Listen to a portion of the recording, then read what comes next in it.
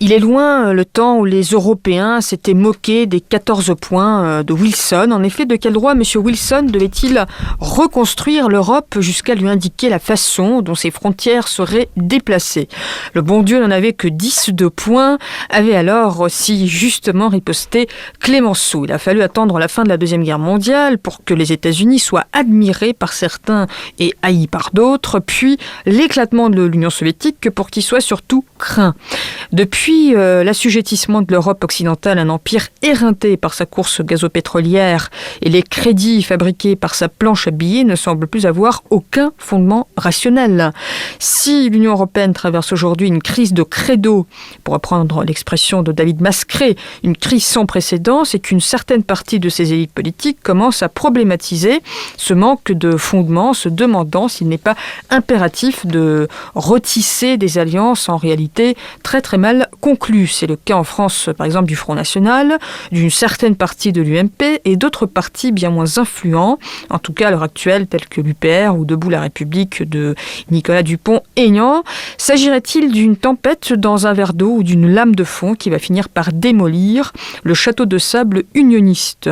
Nous avons eu le plaisir d'aborder ces thèmes avec Pierre-Yves Rougeron, qui est, entre autres, il va se présenter lui-même tout à l'heure, le fondateur du Cercle Aristote. On écoute Monsieur Rougeron.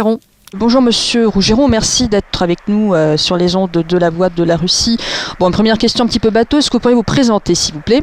Alors, je suis spécialiste en intelligence économique. Je dirige un cercle de réflexion qui s'appelle le Cercle Aristote et je dirige la revue et la maison d'édition Perspective Libre. D'accord. Alors, on va peut-être partir de l'une de vos interventions. Vous aviez quand même formulé une réflexion intéressante où vous dites que l'Empire américain a duré seulement 7 ans. Alors, est-ce que vous pourriez clarifier cette réflexion? Parce que bon, on a l'impression que quand même l'Empire américain a commencé très fortement à tirer les ficelles après la fin de la Seconde Guerre mondiale. Et puis maintenant, quand on voit le traitement qui est réservé aux États non alignés, bon, on peut bien se poser des questions, sachant que les États-Unis sont bien derrière. Alors, tout à fait, mais la différence que je ferai entre les deux périodes, c'est la différence entre la politique d'accumulation de puissance et la politique de plein exercice. Ce qu'il faut bien comprendre, c'est que y a-t-il eu une construction de l'impérialisme américain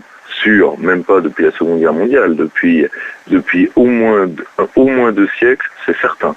Quand on voit l'utilisation d'attaques sous faux drapeau pour faire la guerre avec le Mexique pour l'attentat contre le bateau le Maine dans les années 1800, enfin à la fin du 19e siècle. Quand on voit la politique du Big Stick contre l'Amérique latine, oui, c'est un impérialisme qui s'est construit. Au milieu de la Seconde Guerre mondiale, les Anglais acceptent l'aide américaine, les Américains leur imposent le libre-échange dans leur empire colonial. C'est l'acte de mort de l'Empire britannique. Mais après la chute de l'Union soviétique, l'Amérique est Imperium Mundi.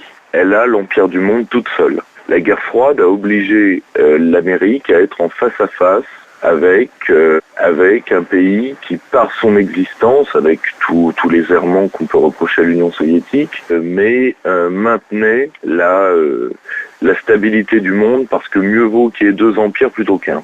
Et entre la chute du mur de Berlin et les réformes d'Evgeny Primakov, qui annonce d'un certain côté Vladimir Poutine, à mon avis, c'est là, avec le début du retour de la Russie sur la scène internationale, puis en 2003 avec l'entrée de la Chine dans l'OMC qui acte sa puissance économique, vu qu'elle entre dans l'OMC à ses conditions, ce sont les dates symboliques dans cette période-là entre 98 et 2003, où la totalité de l'Empire américain, c'est-à-dire l'Amérique hyperpuissante, seule puissance du monde, se termine. D'où les 7 ans de la chute du mur de Berlin à l'arrivée d'Evgeny Primakov au pouvoir.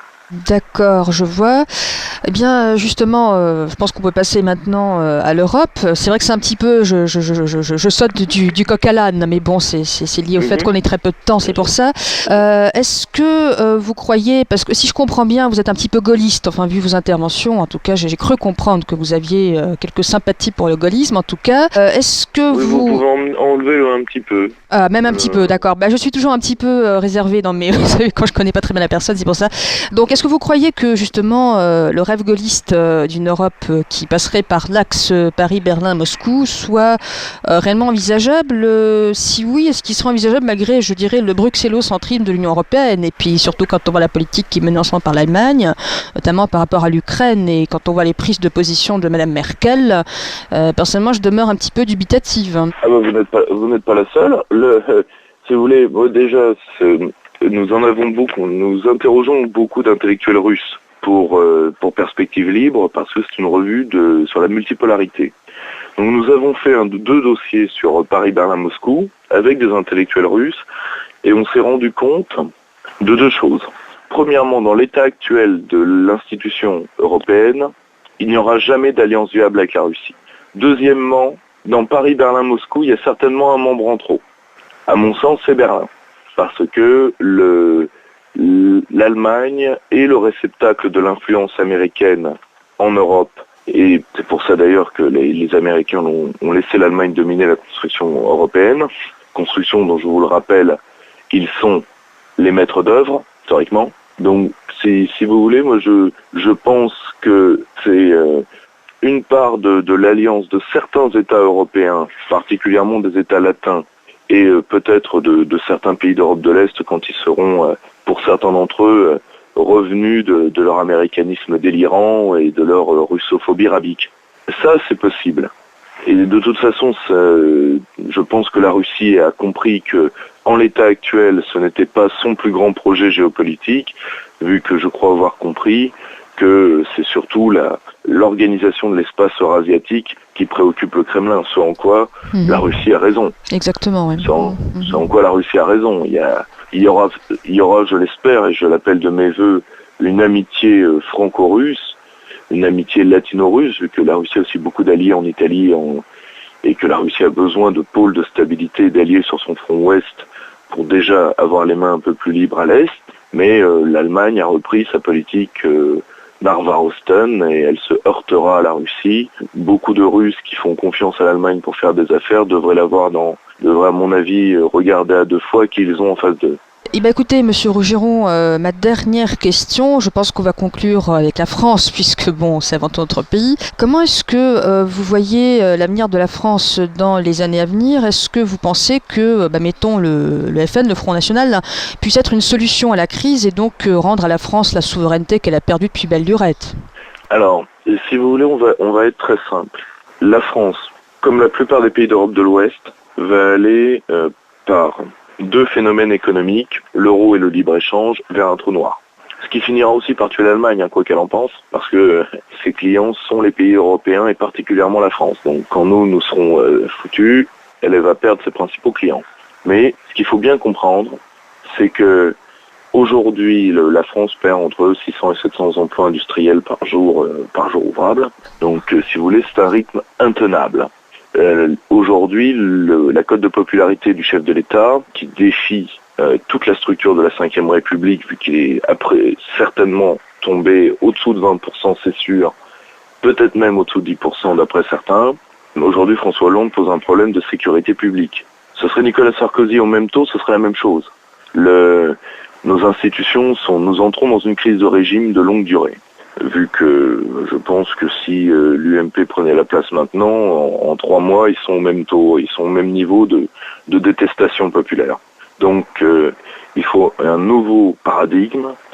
Le Front National a un nouveau paradigme qui est critiquable, mais qui sur certains points combat efficacement, je pense particulièrement aux interventions de Florian Philippot, le paradigme Europe, libre-échange, immigration de masse, parce que c'est les branches d'une même caisse.